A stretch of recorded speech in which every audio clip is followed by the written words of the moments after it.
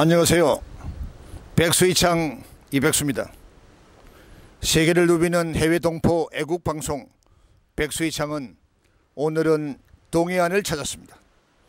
바로 저 뒤쪽에 보이는 저그마한 바위 섬이 바로 신라 제32대 무무왕이 잠들고 계시는 수종왕릉입니다.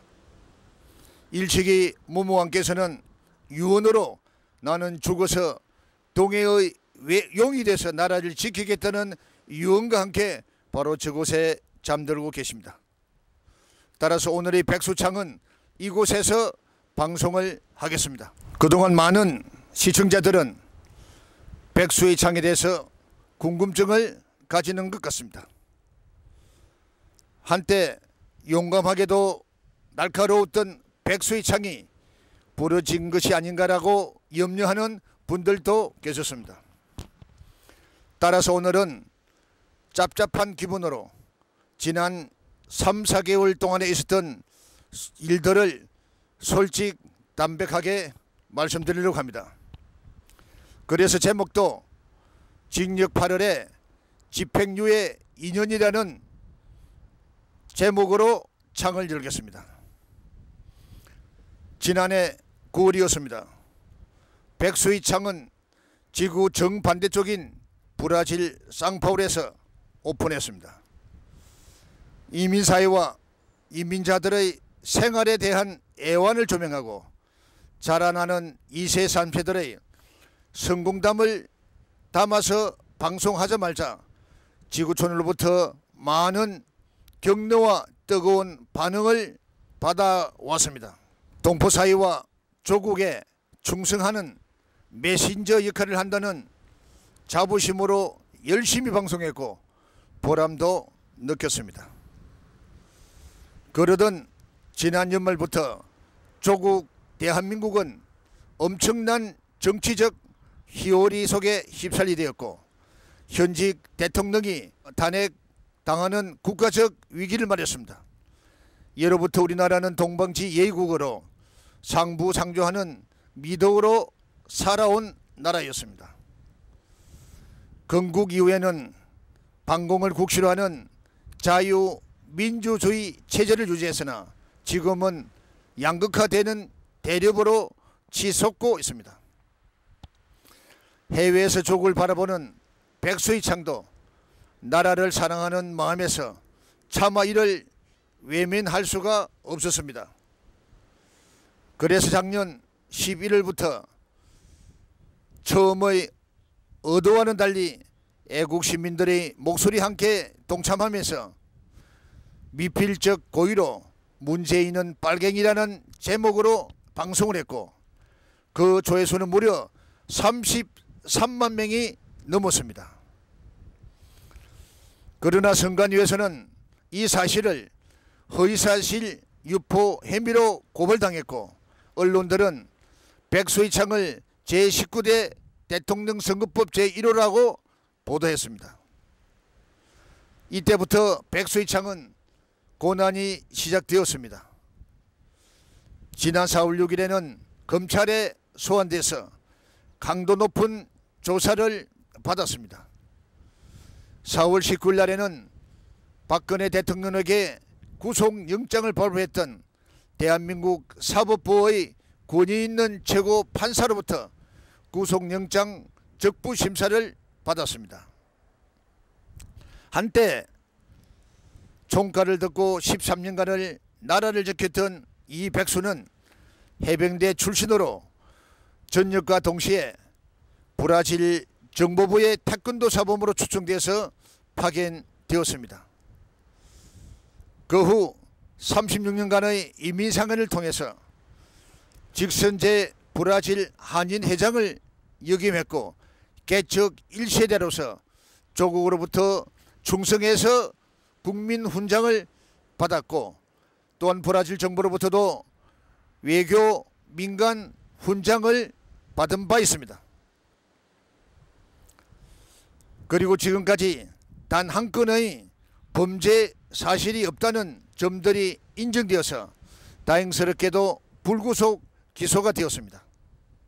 그로부터 출국 정지가 되어서 4월 29일에는 1차 재판, 5월 19일에는 2차 재판, 그리고 6월 2일에는 선고 재판에서 징역 8월에 집행유예 2년이라는 존엄한 법의 심판을 받았습니다. 이러한 과정에서 많은 것을 배웠습니다. 계절은 매서운 추위에서 정말 삼천리 금수강산이 화려하게 꽃피는 새봄을 맞이하겠고, 또한 발전된 조국 산천을 곳곳을 누비면서 한국인의 열과 한국인의 정서, 그리고 근대 한국사를 공부하고 연구할 수 있었습니다. 역시 우리나라는 세계에서 가장 살기 좋은 나라라는 것도 똑똑히 체험했습니다. 그러나 우리 조국 대한민국은 너무 많이 썩은 것도 알게 되었습니다. 싸가지 없는 국민들이 너무 많다는 것도 알았습니다. 나라를 망친 정교조들의 실체도 알았고, 또 언론들이 지나치게 편파 방송이 하는 것도 들었습니다. 망국적인 지역 감정의 골이 파있다는 것도 뼈저리게 느꼈습니다. 정치인들의 잘못된 국가관도 똑똑히 보았고, 충성심 없는 공무원들을 보면서 해외 동포로서는 병들고 썩어가는 기막힌 조국 현실에 많은 실망도 했습니다. 그러나 노후를 조국 대한민국에서 보내겠다고 역인민하는 많은 해외 동포들이 늘어가고 있습니다. 저도 이번 기회를 통해서 주민등록 발급 회복 신청을 했습니다. 해외 동포들이 조국에 들어온 지 3개월 이상이 되면 건강보험에 가입할 수 있다는 규정에 따라서 건강보험에도 가입했습니다. 출국하기 전에 지난 3개월 동안에 지친 건강회복을 위해서 건강검진도 받을 계획입니다. 어쨌든 조국 대한민국은 총체적인 난국이었습니다. 시급히 눈을 크게 뜨고 급변하는 국제정세를 주시해야 할 때입니다. 정치적 안정 없이는 경제 성장을 이룩할 수 없습니다. 과거 선진국 무턱에서 좌절됐던 브라질과 아르헨티나 등의 중남미 지역 국가들의 뼈아픈 참상들을 알고 우리 조국 대한민국은 교훈 삼아야 될 것입니다.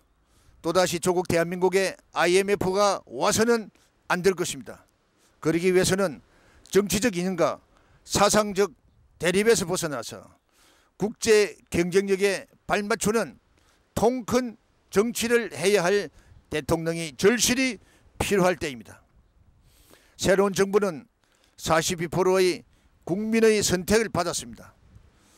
믿거나 말거나 종편 방송에서는 80%가 넘는 지지를 받는다고 합니다마는 아직도 내각 구성도 제대로 갖추지 못한 불안정한 국가 경영이 이어지는 것 같습니다. 시급히 국방안보와 정말 국방안보에 최선과 최선의 정책을 하고 경제정책을 반드시 성공적으로 추진해야 될 것입니다.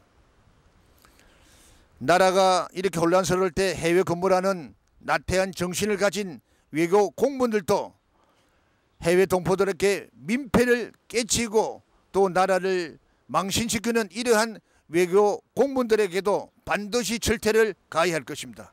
이것은 바로 국가 원수로서의 기본적인 임무고 반드시 해야 할 임무라고 생각합니다. 새로운 정부는 튼튼한 기반 위에 서 있는 것인가? 이 정권의 앞날은 순탄할 것인가? 아직도 붕괴한 태극 세력들이 많습니다. 더욱이 지난 5월 9일 백주 대낮에 두 장의 투표 용지로 용이 주도하게 부정투표 개정을 했다는 그 목소리가 지금도 조국 대한민국에 외치고 있습니다. 저는 이번에 태극기를 흔드는 애국자들이 진정한 애국진지, 태극기를 앞세워 사리 사익을 채운 파렴치한 놈들도 보았습니다. 그리고 해외 동포들이 보낸 성금도 착취했다는 태극 세력이 있다는 이야기도 들었습니다. 태물, 늙은이, 짝퉁 애국자들이 앞장서서 정말 설치는 꼬락서니도 보았습니다. 이제 며칠 후면은 브라질로 돌아가는 백수희창은 앞으로 성숙한 자세로 거듭 태어나서 우리 인민사회의 모습과 또는 조국 대한민국에 충성을 하는 방송이 되겠습니다. 이번에 비록 문재인은 빨갱이라는 방송으로 유죄 판결을 받았지만은 조국을 등지는 반한 인사는 되지 않겠습니다. 대신 더욱더 강하고 담대한 방송을 하는 백수희창을 보냅니다. 그리고 그동안 백수희창의 따뜻한 성원을 보내주셨던 많은 분들에게 진심으로 감사드립니다. 이상 동해안에 자리한 제32대 신라 문무왕의 수중왕릉 앞에서 백수희창 이백수입니다.